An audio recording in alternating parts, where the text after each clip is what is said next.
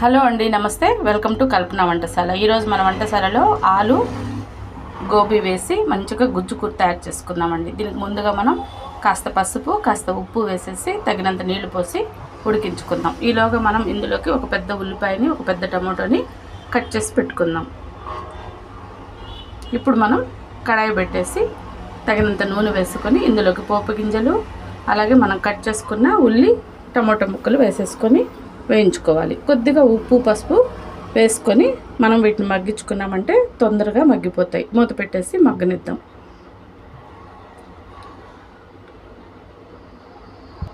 ఆలు బంగాళాదుంప 90% ఉడికిపోయిందండి. కాస్త నీళ్ళు ఉన్నాయి. మూత పెట్టేసి అది కూడా నీళ్లు పూర్తిగా ఇంకిపోయేంత వరకు ఉడకనిద్దాం.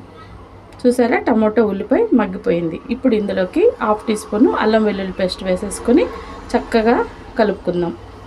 పచ్చివాసన పోయేంత వరకు వేయించుకుందాం. మళ్ళీ మనం మూత పెట్టేసి సన్న మంటలో మగ్గనిద్దాం. మూత తీసి చూసామంటే మనకి అల్లం వెల్లుల్లి పేస్ట్ వేగిపోయి ఉంటుంది. ఇందులోకి తగినంత కారం, 1.5 టీ స్పూన్ ధనియాల పొడి, 1/2 టీ స్పూన్ గరం మసాలా వేసేసుకొని మళ్ళీ మనం మొత్తం ఒకసారి బాగా కలుపుకుందాం. పొళ్ళు వేసినప్పుడు మంట సిమ్లోనే ఉండాలండి. ఇప్పుడు తగినంత నీళ్లు పోసుకొని మనం దీన్నంతా కూడా 1 నిమిషం పాటు ఉడకనిద్దాం. అంతా బాగా చక్కగా కలిపేసుకొని మూత పెట్టి 1 నిమిషం మనం దీన్ని ఉడికించుకుంటే చాలు. చక్కగా మనకి ఇందులో నూనె అనేది పైకి తేలి మనకి వేసుకున్న పొళ్ళన్నీ కూడా పచ్చివాసన పోయి మంచిగా ఉడికిపోయినాయి. ఈ ఉడికించుకున్న మసాలాని మనం ఆలు గోబీ ఉడికించుకున్నాం కదా, అందులోకి వేసేసుకోవాలి. తగినంత నీళ్లు కడాయిలో పోసుకొని దాన్ని కూడా మొత్తం ఇందులోకి వేసేసుకొని అంతా ఒకసారి కలిపేసి మరో నిమిషం పాటు మనం దీన్ని ఉడకనివ్వాలి. మనం వేసుకున్న మసాలా కూర ఉంది కదా, అందులో ఈ ఆలు గోబీ చక్కగా ఉడికిందంటే మనకి ఇవంతా ముక్కకు పట్టి మనకి మంచి రుచి వస్తుంది. సో మూత పెట్టేసి మరో 2 నిమిషాలు ఉడికించుకుందాం. మూత తీసి చూస్తామండి, చాలా చక్కగా ఉడికిపోయింది.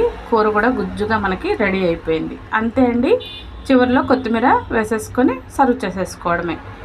అంతే అండి. ఇలా సింపుల్గా గోబీ ఆలు గుజ్జు కూరను తయారు చేసుకొని మనకు నచ్చిన వేడి వేడి అన్నంలో కానీ, చపాతీల్లో కానీ, పూరీలో కానీ తిని చూడండి. ఫ్రైడ్ రైస్లో కూడా బాగుంటుంది. అంతే అండి. లైక్ చేసి, షేర్ చేసి, సబ్స్క్రైబ్ చేసుకోండి. మరో టేస్టీ రెసిపీతో మళ్ళీ కలుద్దాం. Thank you for watching. Bye అండి. మన ఛానల్లో ఉన్న మిగతా రెసిపీస్ అన్నీ కూడా చూడండి. చూసి మీ అభిప్రాయాలను కూడా తెలియచేయండి. మరో టేస్టీ రెసిపీతో మళ్ళీ కలుద్దాం. బాయ్ అండి.